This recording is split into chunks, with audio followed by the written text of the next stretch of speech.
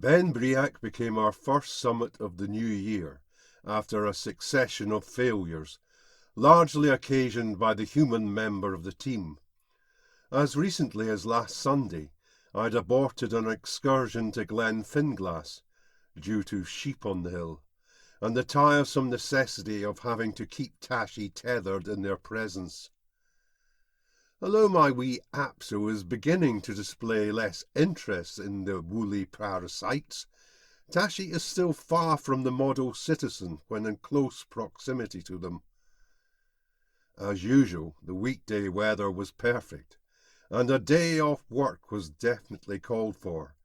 So after a quick text to the lovely Kathy in the office, Tashi and I were free to enjoy a glorious stolen day in the hills.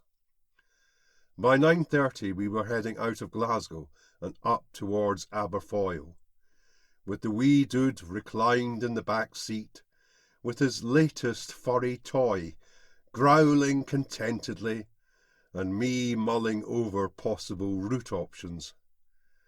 The days are still too short to make a trip into new territory, and a predictably late start has diminished our options further. In the end, it's a case of settling for a relatively unfamiliar hill that Tashi hadn't climbed and that I could face doing again.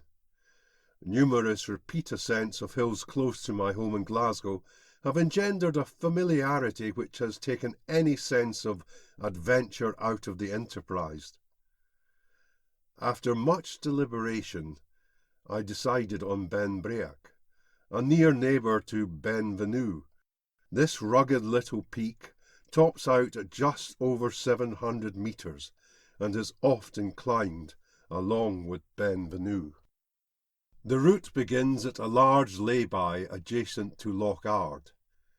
These days the start of the route can best be described as something akin to entering a wild game compound from the Jurassic Park fantasy era. A succession of stiles and fenced-in walkways negotiate you around Leddard Farm and into delightful mixed woodland, where a good, if sometimes muddy, path speeds your progress towards the open hill.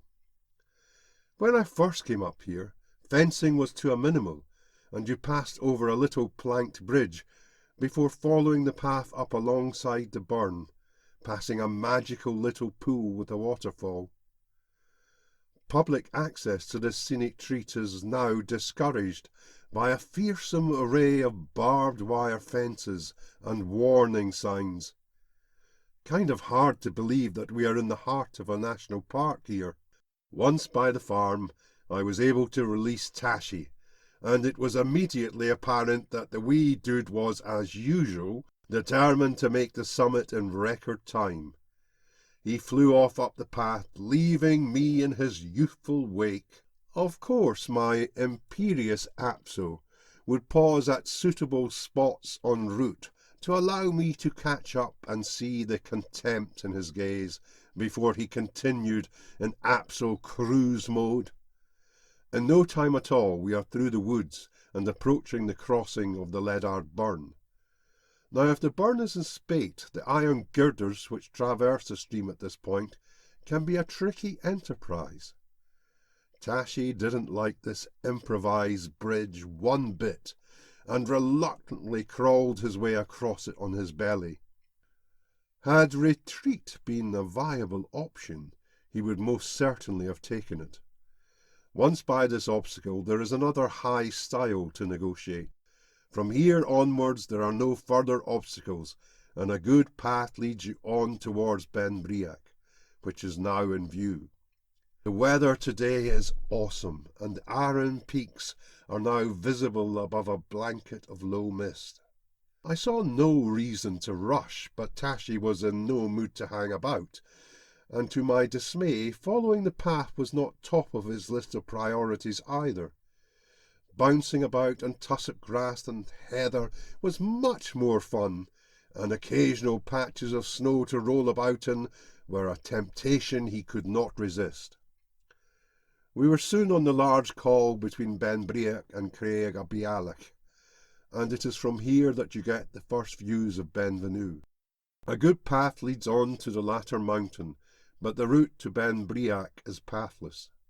A rusty old fence sticks to the crest of the ridge, but it rises steeply over a couple of rugged false tops, and it's much easier on the legs to traverse around these.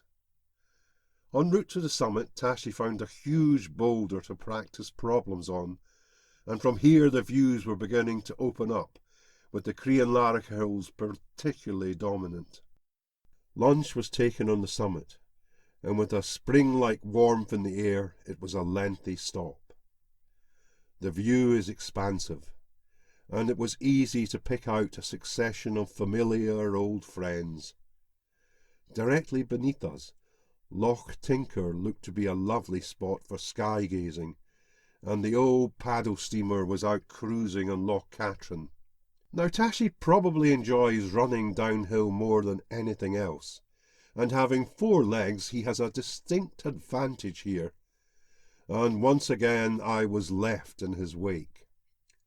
A lengthy stop was made at a snow patch, and I stood for a good while filming Tashi as he played about here, running up and down the hill and around and over the snow patch. By now Tashi was totally full of himself. But then we reached the return crossing of the Leddard Burn. The makeshift bridge was studiously shunned, and he boldly plunged into the burn, but the water deepened just before he reached the other side, and this brought him to a halt. After a pause to contemplate his situation, Tashi decides to retreat the way he has come. I have by now caught up with him, and I try to encourage him across the girders, but the bold Tashi bottles it, and remains on the other side. Eventually he does find an alternative route, through the burn, and then slinks past me, now quite crestfallen.